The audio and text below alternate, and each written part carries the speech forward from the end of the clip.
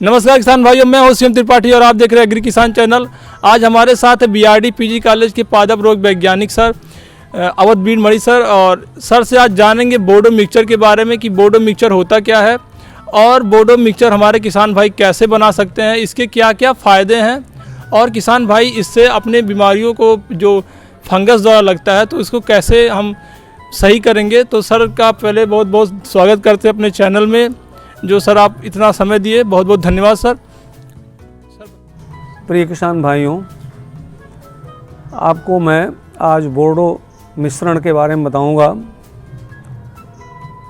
आप उसे कैसे तैयार करेंगे, किन किन फसलों के बीमारियों के रोकथाम में आप उसका प्रयोग करेंगे, क्या सावधानी बरतेंगे, इन सभी बातों के बारे में मैं आपको जानकारी देने का प्रयास करूंगा। बोडो मिक्सचर बनाने के लिए तूतिया, जिसे नीला थोथा भी कहते हैं, इसका पाउडर 1 किलो, चूना 1 किलो, पानी 100 लीटर आप लाएंगे। 50-50 लीटर पानी को 2 बर्तनों में रखेंगे।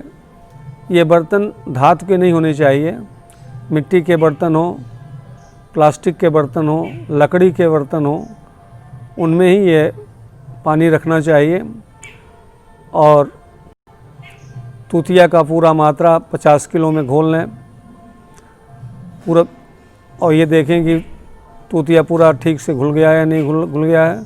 थोड़ा तूतिया देर से घुलता है। अच्छा हो कि यदि इसको कपड़े में बांध करके, मलमल के कपड़े में बांध करके धीरे धीरे घोला जाए तो ये ठीक से घुल जाता है। अब यह 50 लीटर का घोल तूतिया वाला बनके तैयार हो गया। साथ ही दूसरे बर्तन में 1 किलो चूना 50 लीटर पानी में घोल लीजिए। अब ये 2 घोल तैयार हो गए। अब तूतिया के घोल को चूना के घोल में धीरे धीरे डालें और लकड़ी की सहायता से उसे ठीक से चलाते रहें। एक बात ध्यान देने की ज़रूरत है कि चूना के घोल को तूतिया के घोल में नहीं डालेंगे, तूतिया के घोल को चूना में डालेंगे। ये विशेष सावधानी रखनी है। इस प्रकार आपका 100 लीटर बोडो मिश्रण तैयार हो जाएगा।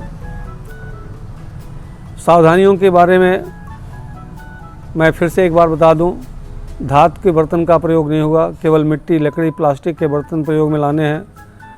कॉपर सल्फेट के घोल को ही चूने के घोल में मिलाना है, इसके उल्टा नहीं। ताज़े घोल का ही प्रयोग किया जाएगा। सेब की नई टहनियों पर नहीं डाला जाएगा, क्योंकि इसका जहरीला असर पड़ता है।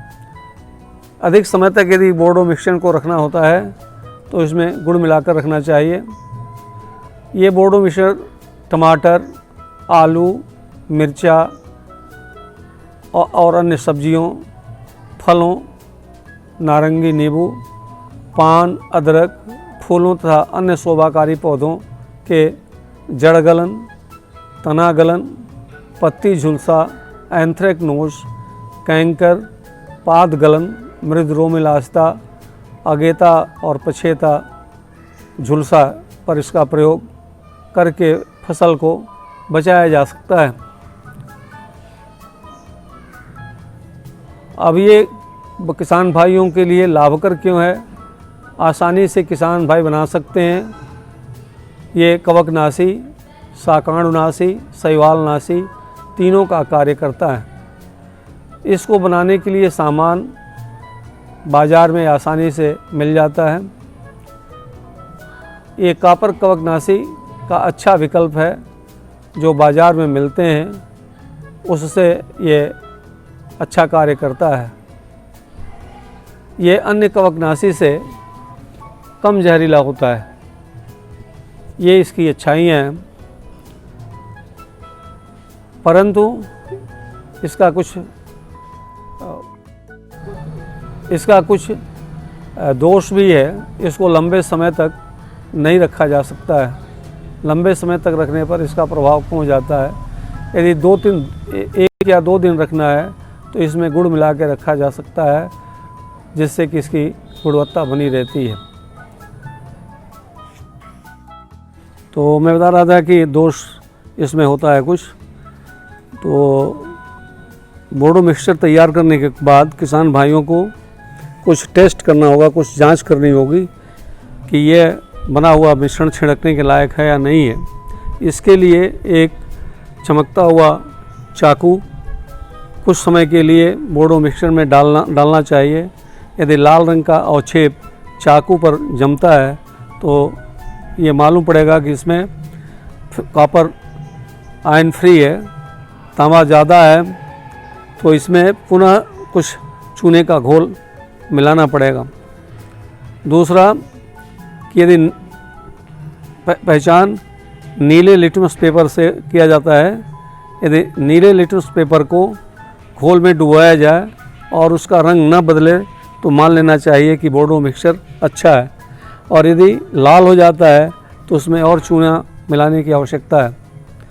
तीसरा जो प्रयोगशाला में किया जाता है, पोटेशियम फेरोसाइनाइड के घोल में 10.5% के घोल में कुछ बोडो मिक्सचर मिलाया जाता है।